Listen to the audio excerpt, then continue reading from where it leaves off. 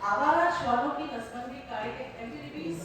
टीकाकरण कार्य के तहत आमंत्रित निविदा को स्वीकृत करने एवं कार्यादेश जारी किए जाने की स्वीकृति प्रदान करने के लिए मैं मेयर इन काउंसिल और परिषद का तहे दिल से धन्यवाद अदा करती हूँ। साथ ही उम्मीद करती हूँ कि इस बार एबीसी का ये कार्यक्रम कठोर निगरानी में पूरी तत्परता के साथ किया जाएगा और इंदौर नगर निगम इस विषय की गंभीरता और संवेदनशीलता को मद्देनजर रखते हुए शहर के नागरिकों को एबीसी प्रोग्राम के प्रति जागरूक करेगी, ताकि जन भागीदारी के द्वारा हम शहर के हर नागरिक को भारतीय श्वानों के लिए बनाए गए नियम कानून सिखाकर उन्हें भारतीय श्वान की नसबंदी कराने के लिए प्रेरित कर सकेंगे। जब तक हम कुछ अलग करने का प्रयोग नहीं करेंगे, तब तक हम शहर में डॉग पॉपुलेशन और डॉग बाइट से निजात नहीं पा पाएंगे और न ही हमारे शहर में जी रहे भारतीय श्वान को नागरिकों के हाथों द्वारा की जा रही क्रूरता से बचा पाएंगे। बात यह सिर्फ पशुओं के साथ हो रही क्रूरता की नहीं है, बात यह है कि जो भी नागरिक पशु के साथ क्रूरता करता है, क्राइम करता है, उसकी एक क्रिमिनल मानसिकता होती है और वो एक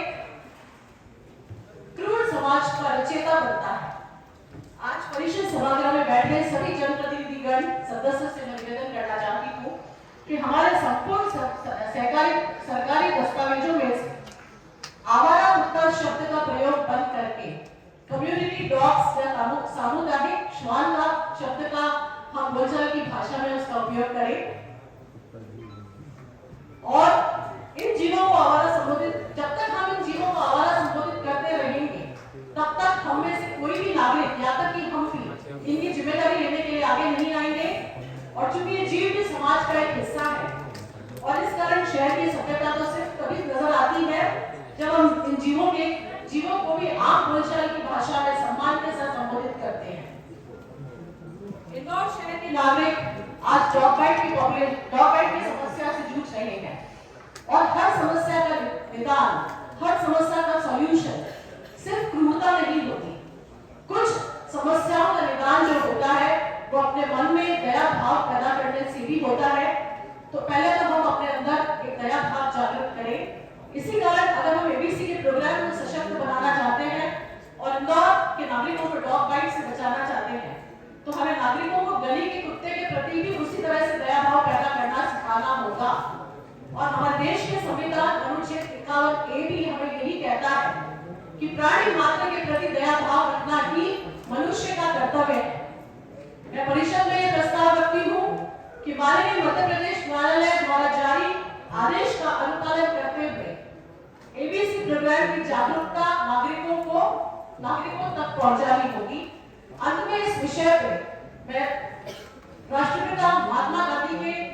कुछ पंक्तियों को दोहराना चाहूंगी कि किसी भी शहर, देश, प्रदेश और मोहल्ले में रहने वाले लोगों की बात, उनकी सोच को इस बात से आगे जाता है कि वो अपने शहर के जानवरों के प्रति कैसा बर्ताव करते हैं। गांधी जी के इस कथन को इंदौर के शहर अगर जीवित कर दे तो सिर्फ स्वच्छता में नहीं, संवेदनशीलता में भी इंदौर नगर निगम नंबर 1 आएगा और संवेदनशीलता, सभ्यता और सह अस्तित्व की भावना दिखाएगा। उम्मीद करती हूँ कि सभागृह में विराजित सभी सदस्य इस ग्रीष्म काल में अपने कार्यालय और अपने घरों के बाहर एक जलकुंड भरकर इन जीवों के लिए, इनकी प्यास बुझाने के लिए प्रयास करेंगे, क्योंकि जब तक हम नागरिकों के सामने मिसाल नहीं बन पाएंगे तब तक हम नागरिक को प्रेरित नहीं कर पाएंगे। Be the change you want to see for the world.